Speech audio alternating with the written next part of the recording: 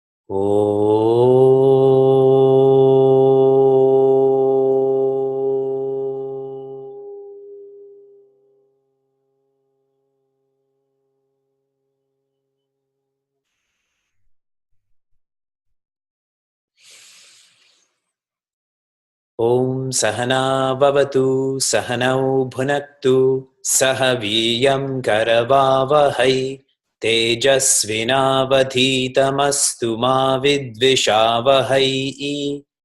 Om Shanti Shanti Shanti.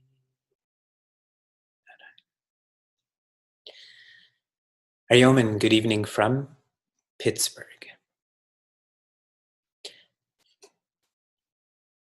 When we were studying Vivekachudamani, then Puja Swami Tejomayananda told us that Acharya Shankara is describing you, that you should leave this class feeling like you are Brahman. And we all smiled and nodded. So recently I was filling in my e-tourist visa for India, for Bharat. And as I was filling out this form, I was thinking to myself, how would I fill out this form as Brahman? So name, nameless. Age, not born.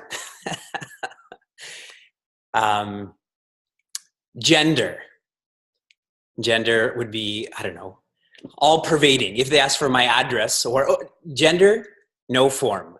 Address, all pervading. Education, omniscient. And that's the truth, isn't it? When I fill out the form with the details I believe, that is the small me. But if I fill out these details with the infinite me, then everything I described is real. In Srimad Bhagavatam, there's a beautiful dialogue where Bhagavan Krishna is being described as the one who has many colors.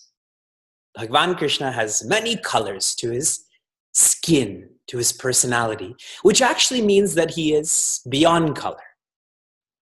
Bhagavan Krishna is described as having many parents, which really indicates that he's not born.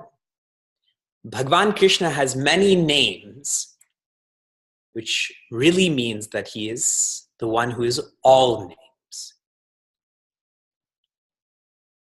We are engaged in an intense experience of unlearning. Unlearning this small identification that this is my name, this is my gender, this is where I live.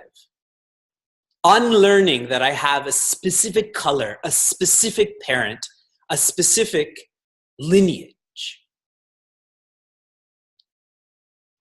This intense experience of unlearning needs constant remembrance. And when you remember, you feel more large-hearted. You can feel infinite. And when you forget, then remember again. When you're feeling well, you don't take medicine. But when you're not feeling well, you take Tylenol. You take Imodium or whatever you take, correct? And then you feel well again. And if you're not feeling well, you take medicine again. This is the same. This is medicine for our life, medicine for our vision. I remember hearing a joke that Swami Tejomayananda told us. He said a patient went to a physician, and that physician was very angry at this patient, saying, you know, you gave me a check that bounced, that The money went into my account and then left. And the patient said, well, the same goes with you. I was healthy when I left, but now I'm unhealthy. So it's the same transaction. Don't be like that. Don't be that misinterpreting patient. The more you remember, the more natural this becomes. In Shloka 23, we talked about the characteristics of the thoughts and how these thoughts belong to the equipment that is the antakarana. And the equipment is an equipment. You are not that equipment.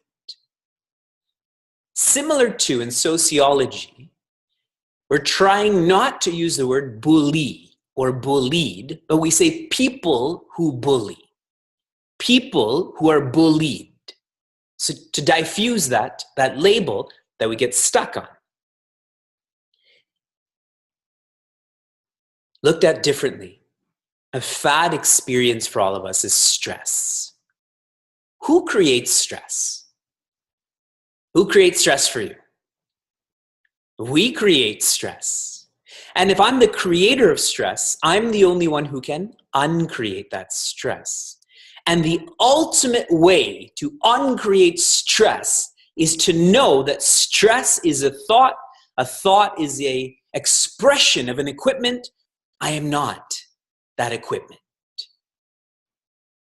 The sutra for Shloka 23, transcend the thoughts, which really means transcend the equipment. And you can only transcend when you're depending, identifying, loving that which is higher, that which is deeper. In Shloka 24, we had studied our nature never changes. Just like the nature of the sun is for there to be light, the nature of water is to be cold. That was an interesting insight that we were exploring. The first ashram that Chinmaya Mission purchased outside of Bharat was in Piercy, California, in the northern part. How many of you have been there? Very few people.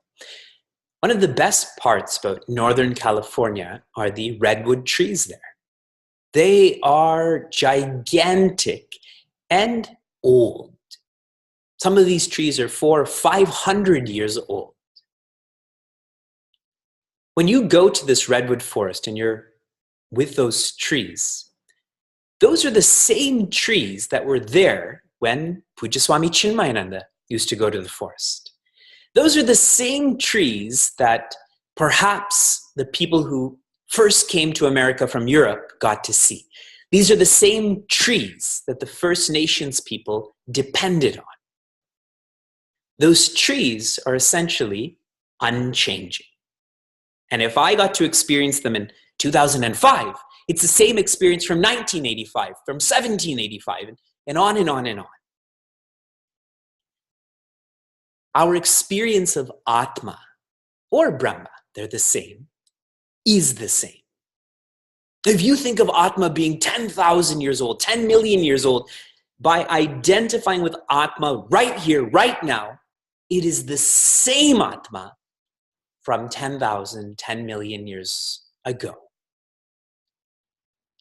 That's a very incredible and inspiring insight that I can experience the same that Sri Adi Shankaracharya experienced, that Veda Vyasa experienced, that Bhagavan Vishnu is experiencing.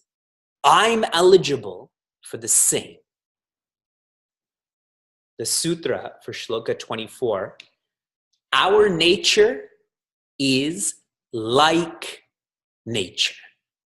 Our nature is like nature. Nature doesn't change. And if nature is changing, it's because of us, isn't it?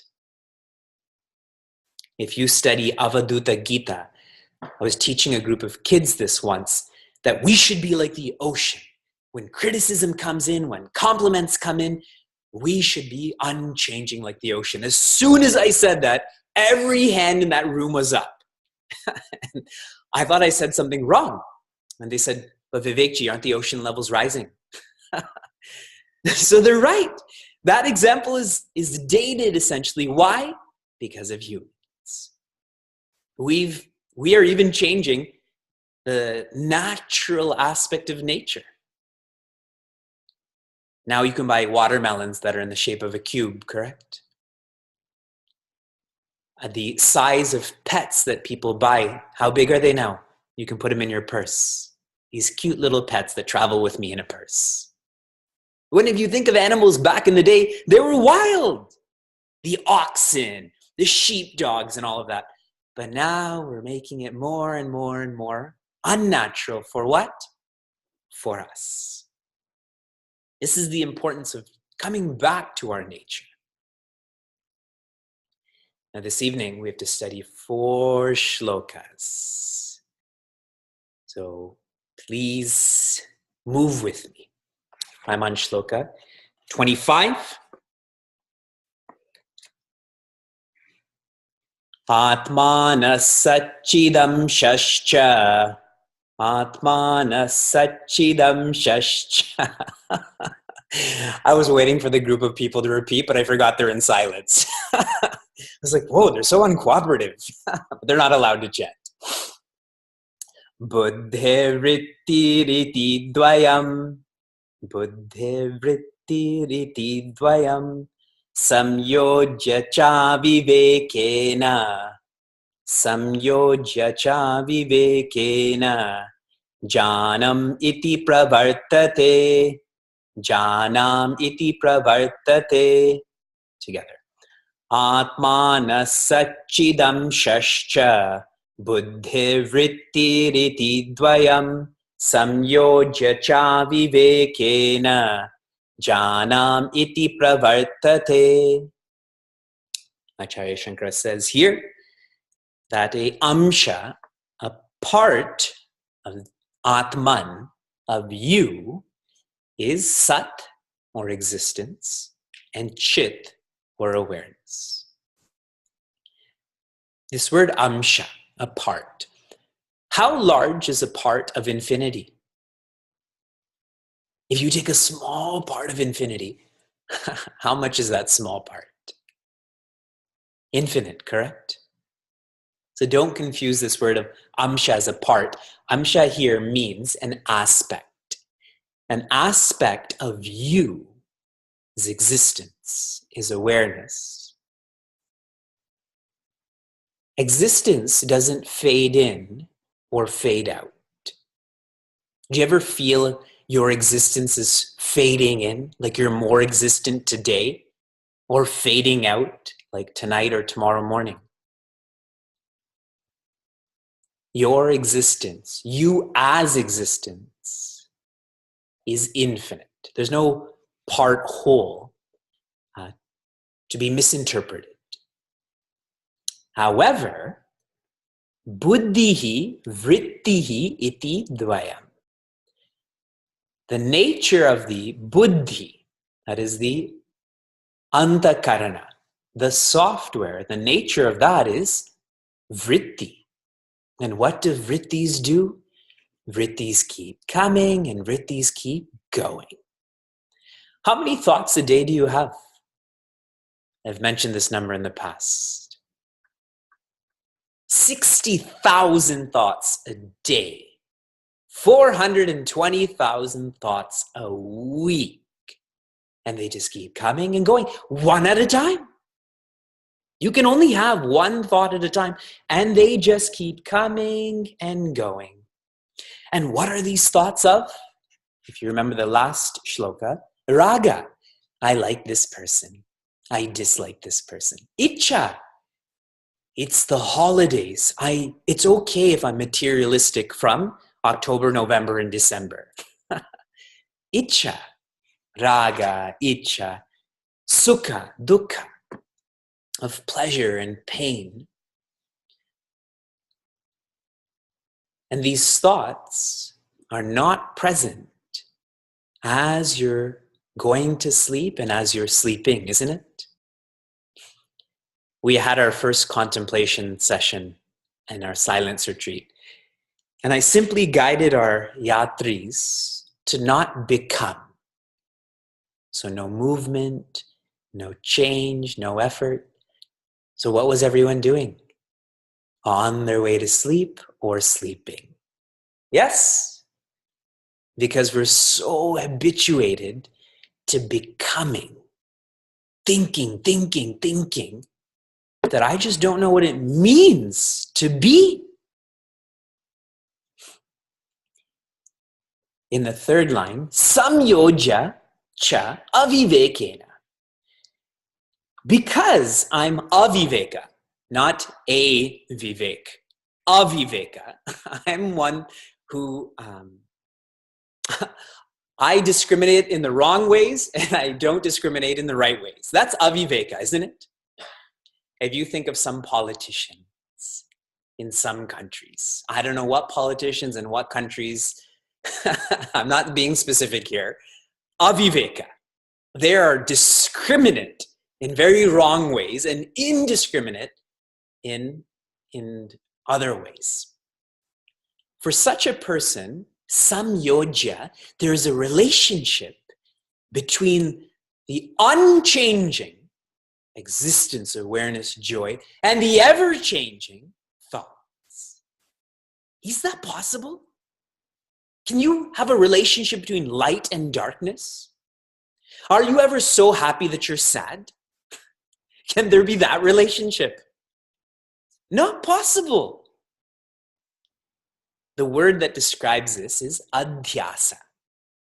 Adhi means locus, like adhisthana. Asa means to sit. So you have this one entity and then another entity sits on it, and we think that they've combined to create a new entity. But if they have opposing natures, they're mutually exclusive. Like light and darkness, joy and sorrow.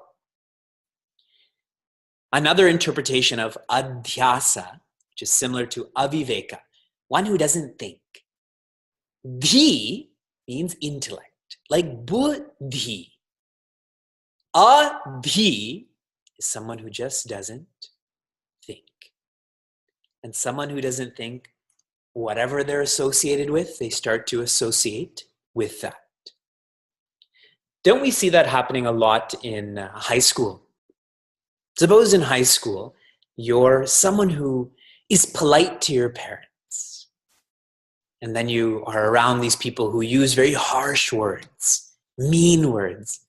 And then what happens is we start to treat our parents the same way. I was at one family's home, and this mother teaches her 5-year-old son math.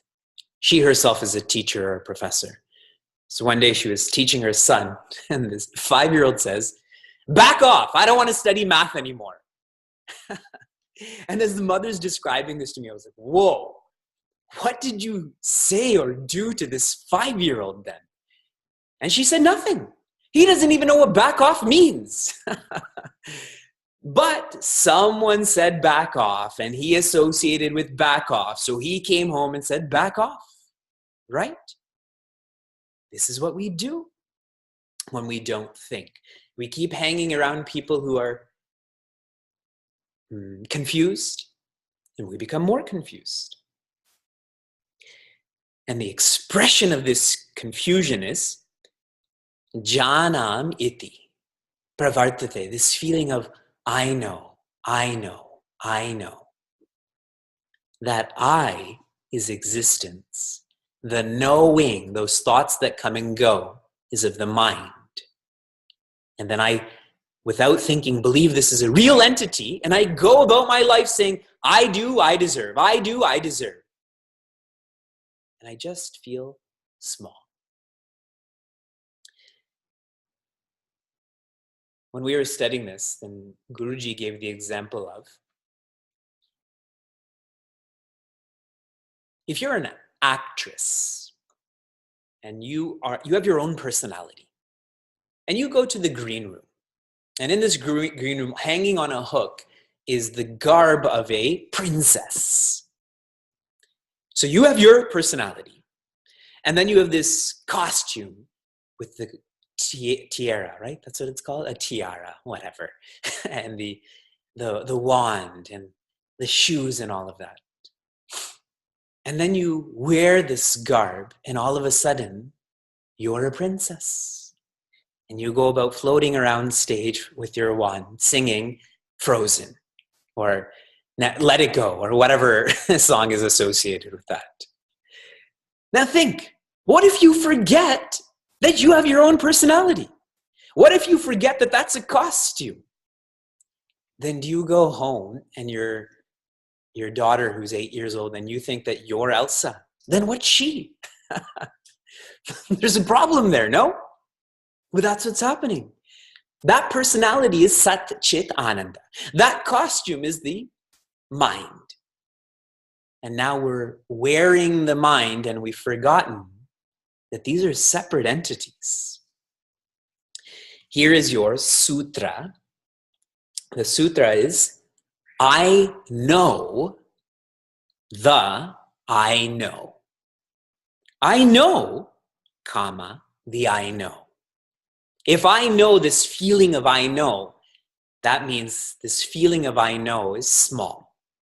That there's a bigger, a deeper, a truer aspect to me than this feeling of I know, I do, I deserve.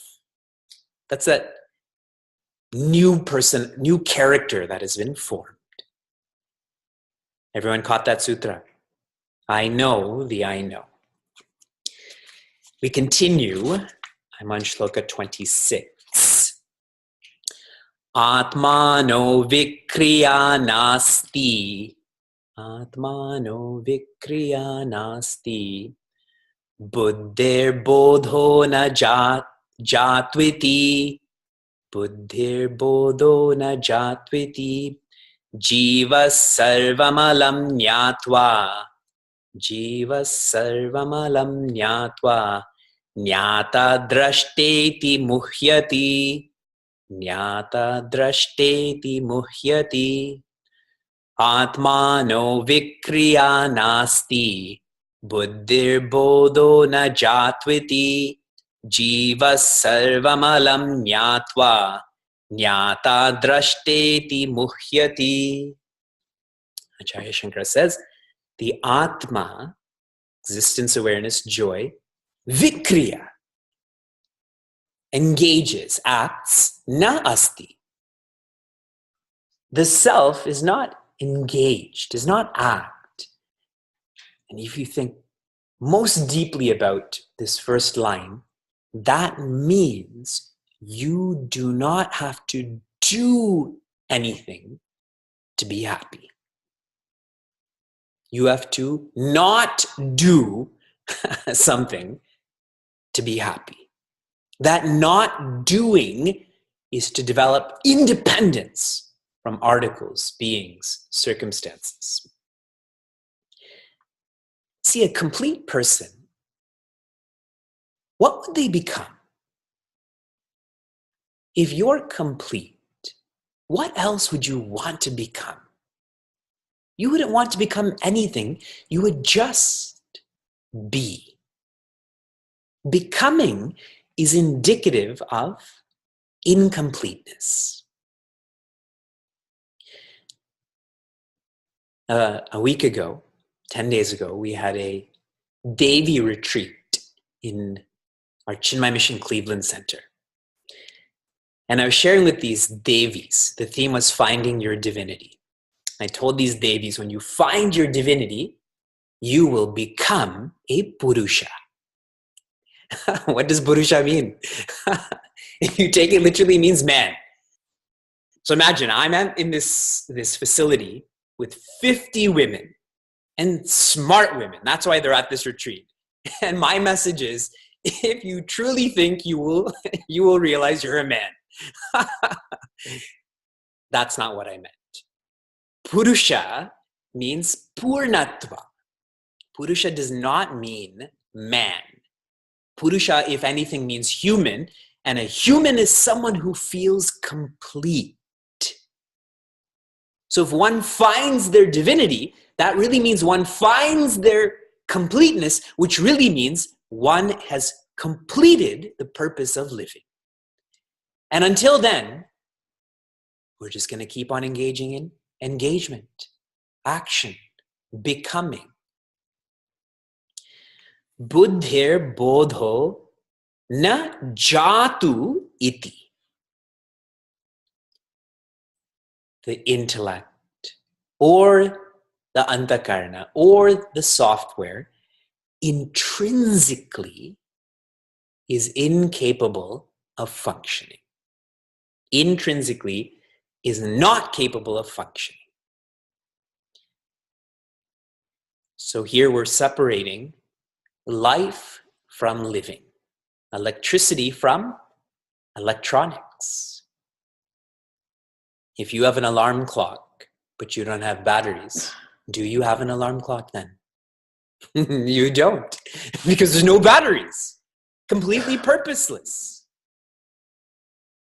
So Acharya Shankara is hinting here that any value in our life is coming from life and not what's in front of life. And I'll give you a simple example about that shortly. This seems quite obvious, no? Have I taught you anything new in this shloka? Were you living like this before this shloka came into your mind right now? After this class is over, you're going to live like, okay, matter and spirit.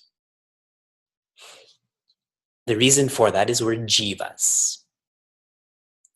In Sri Rama Gita, Sri Lakshmana asks Bhagavan Rama 5 questions. He says, what is jnana? What is maya? What is vairagya? What is jiva? What is bhakti? And what is jiva? He, within that, is really asking, what is Ishvara? And Bhagavan Rama answers Sri Lakshmana by saying, a jiva, one who is small, is one who never asks, who am I? Never asks, what is creation? Never asks, who is the creator? Jiva, Jagadishvara, that's just not in their radar. Why? Because they're so busy with vikriya. Doing. Here for our silence retreaters, the theme for today is slow down. Once you slow down, there's just a different feeling towards living. A jiva is one who does not inquire. When someone doesn't inquire, they get tired. And living will force them to realize they're feeling tired because they're engaged in that which is meaningless. That's the beauty of God's creation, is today I may not be a seeker, but eventually I'm going to become. Why? I'm just going to get tired. Tired of pleasure, possession, position. Tired of going to school. Tired of working. Tired of relationships. And I'm going to want to find meaning. It doesn't mean I stop going to school. That's the wrong interpretation. It doesn't mean I don't get into relationships. Again, the wrong interpretation. It means I find meaning in all of this. So the smart person, they're not just working hard, but they're working smart. They're proactive that I'm going to be tired. I may as well start finding meaning in what I do now, rather than waiting to find meaning.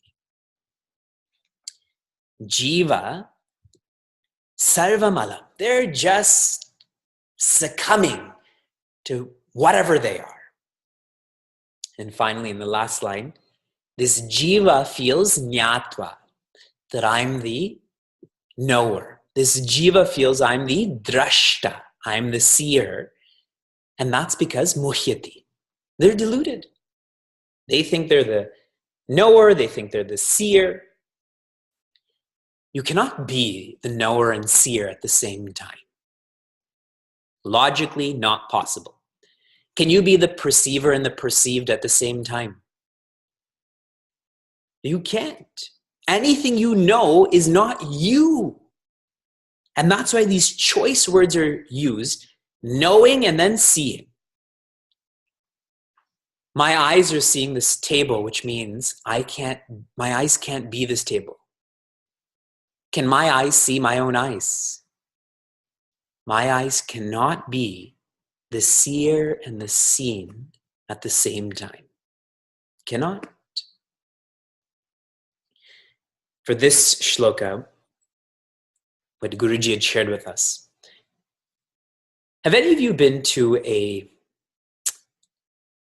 the room where they play movies in a cinema? Whatever that room is called, the light room, let's just call it that. And when you go there back in the day, now I think everything is digital, but they have this arc light. Do you remember being in university or high school when they used to have those film reels? And they had that big green projector.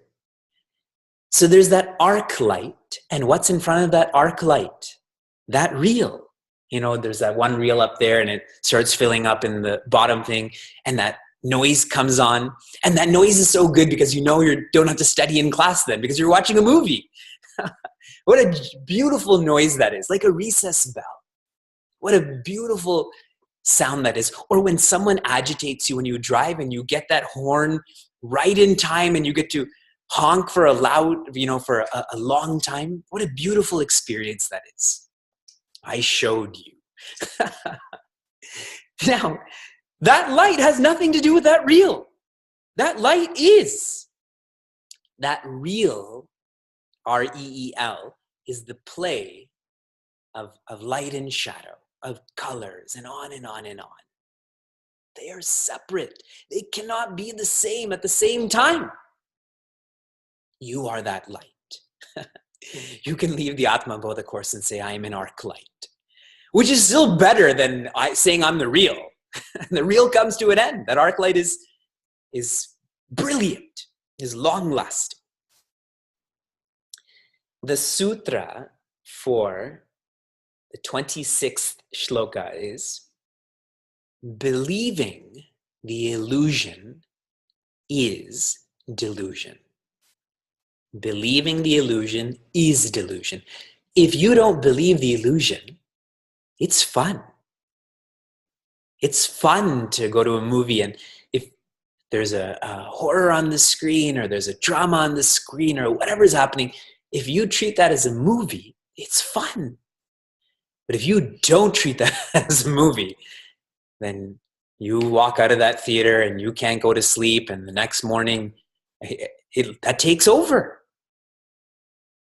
Stop believing in the illusion. And then it's not deluding, it's entertainment. One of the thoughts I shared with our retreaters here is, a distraction is a distraction if you are distracted. But if you're not distracted, how dare you call that a distraction? So many of us, we grew up with video games, and we played those video games, and it was fine. You play the video game, you go outside and you play, and so on and so forth. But now you see, for many, video games have become the lives of people, and then people go around saying, video games are a distraction. That's not true. Video games are not a distraction. It's totally dependent on one's ability to focus on being outside, one's ability to focus on being complete. Then that's not a distraction. You are the light. I'll share one more thought on this before we move to the next shloka. Going back to our Devi retreat. I know Atma Bodha is subtle. You also know Atma Bodha is subtle, which is why I'm trying to put in a lot of effort to give you auxiliary supports to this message from Sri Rama Gita, from the Devi retreat, from the silence retreat. How many of you feel today that you're being taken for granted by someone? By show of hands. Someone is taking you for granted. I think most of us feel today or in a moment that we're being taken for granted. You know why that is? because we're doing the same. If you take for granted, you will feel that you're being taken for granted. But if you never take for granted, you will never feel that you're being taken for granted.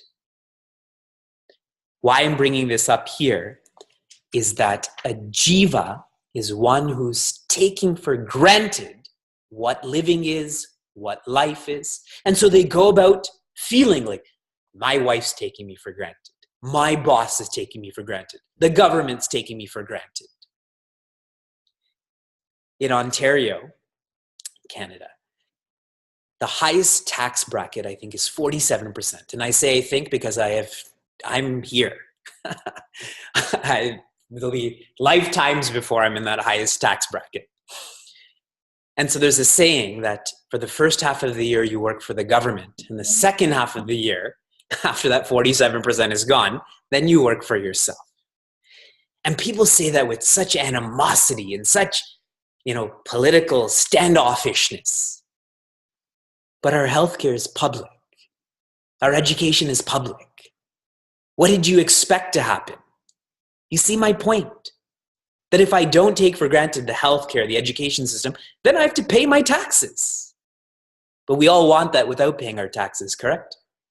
That's the new reform that's happening in a country. Focus, Vedanta, not politics. We're on Shloka 27. Rajju sarpavadatmanam. Rajju sarpavadatmanam. Jivam nyatva bhayam vahet. Jivam nyatva bhayam vahet. Naham jivah paratmeti. Naham jivah paratmeti. Nyataschennirbhayo bhavet. Nyataschennirbhayo bhavet. Together. Rajju sarpavadatmanam. Jivam nyatva bhayam vahet. Naham jivah paratmeti. Nyataschennirbhayo bhavet. Lovely shloka in Atma Bodha.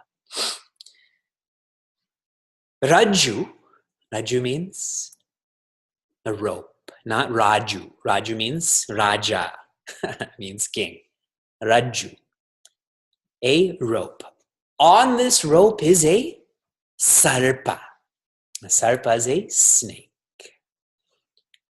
Out of curiosity, how many of you have ever actually experienced this Rajju Sarpa example? Anyone? Okay, I see a few hands. And I think you actually didn't, but you projected it because you've heard this example so many times. I'm going to our ashram soon. I was thinking about one time before one of our discourses, another student and I were just going to the restroom. And as we were walking towards the restroom, we thought there was a rope there, but it was actually a snake. It was actually a snake. And so we both kind of jumped back. And I said, it's okay, that snake lives here. We're interfering with this snake's ashram. And we should just go to the restroom. And subconsciously, as I was saying this, I kept on pushing him to the front towards the snake.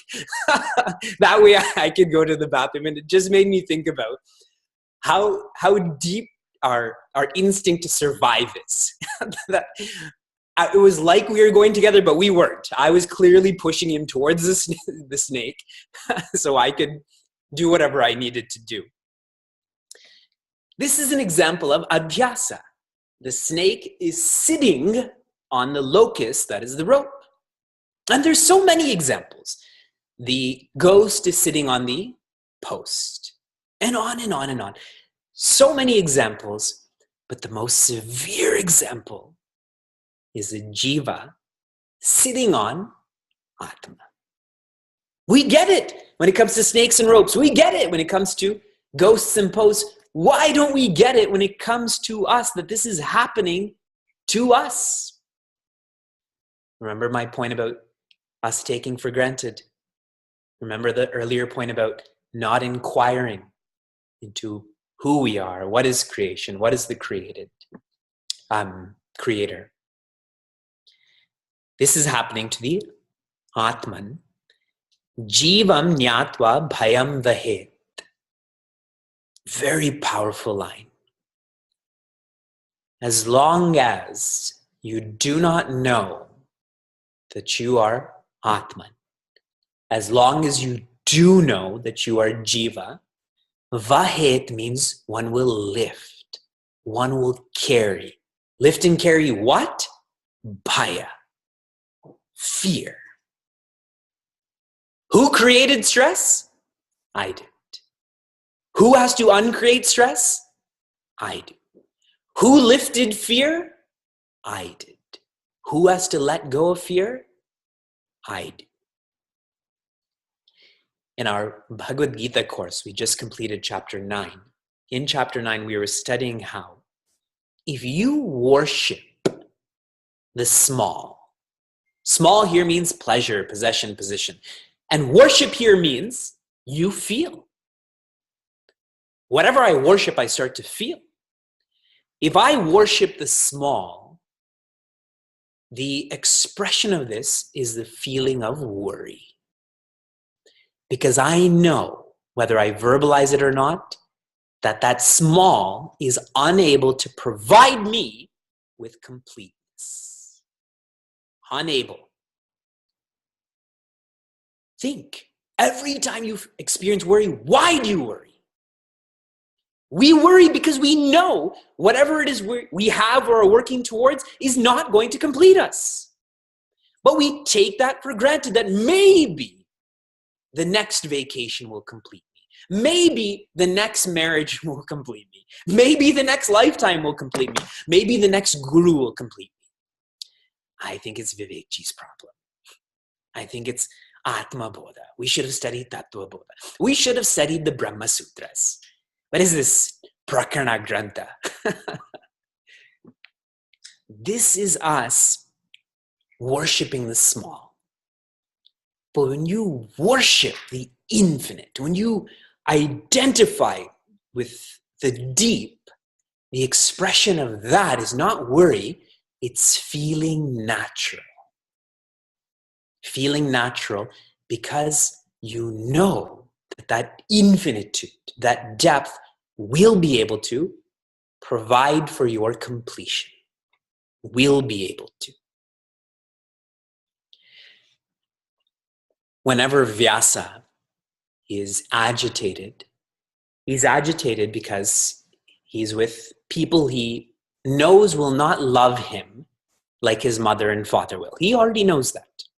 Today is his 6-month birthday. It's becoming more and more clear. And when he's agitated with someone, but it goes to Sheila, goes to me, he changes. Because for him, we are infinite. For him. He's seen us from the time he first opened his eyes. Whenever he's hungry, these people help him. Whenever he's uncomfortable, these people are there. So he feels most natural with us. Imagine we started worshiping God. We started identifying with Bhagwan. We'd feel so natural because that's who our parent is. That's who we are.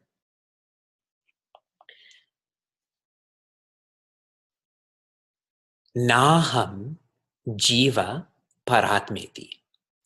Aham, I, na, not jiva. I'm not small. I'm not a name. I'm not a form. Intrinsic to this is I am paratma. I am not the atma I think I am, which is the body, the mind, the ego. I am paratma. I am the atma. I am the absolute. And by knowing that so beautifully, Jnatas chen nirbhayo bhavet, I start to let go of that fear. I start to resume my fearlessness. Can you even visualize the last time you felt fearless? The last time I felt fearless, I teach in Washington, D.C. summer camp sometimes. And so every Friday we have like a field trip. So in this particular field trip, we went to laser tag. And so in this laser tag, I'm taller than all of these 10-year-olds. And whenever they would come like hang out with me, I'd say, get out of here. You know, this is my spot. And so I found this great spot and I was just shooting everyone's lasers. And then I got so many points. And I walked out of that laser tag feeling fearless. And then I felt so useless because here I am teaching these kids and I'm saying, get out of here. This is my spot so I can be the one with the most points. Imagine feeling fearless in every circumstance. And that's possible. Possible when we start to inquire. For this shloka, Guruji shared such an insightful subhashitam, words of wisdom. Karishyami, karishyami, karishyami, iti chindaya. Chindaya means to think. I'm doing. The next part of this subhashitam is marishyami, marishyami, marishyami, iti prakriya. One forgets that what's going to happen? We're going to die. So I do, and then die. We forget. In our busyness, we forget to find meaning. We forget that we're holding on to fear right now. The sutra for the 27th shloka is courage to be fearless. Courage to be fearless. Courage is a sattvic sentiment. Courage is knowing that there's challenges, but I still face those challenges. Courage is being responsible.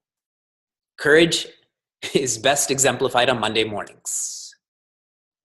There's going to be challenges, but I'm going to follow through with my responsibilities. Courage is being part of this retreat right now.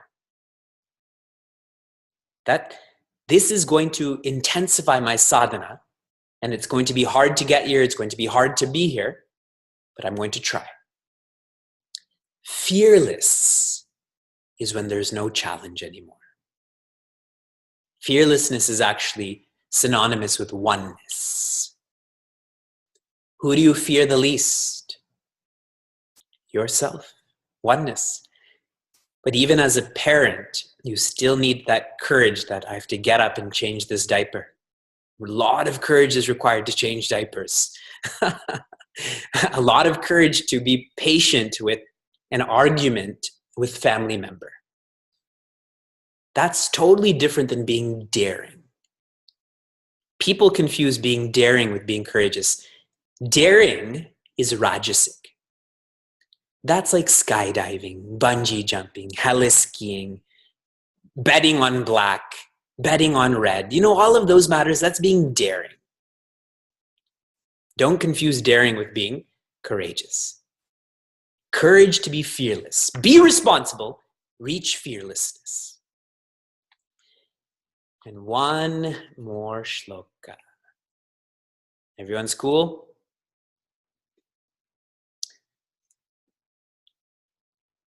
But then I won't have time for questions. We'll pause. It's always my fault about why we can never study enough. I assume that responsibility, but I'm not here to plow through Atma Bodha. And I'll explain a little bit more about that. Oh.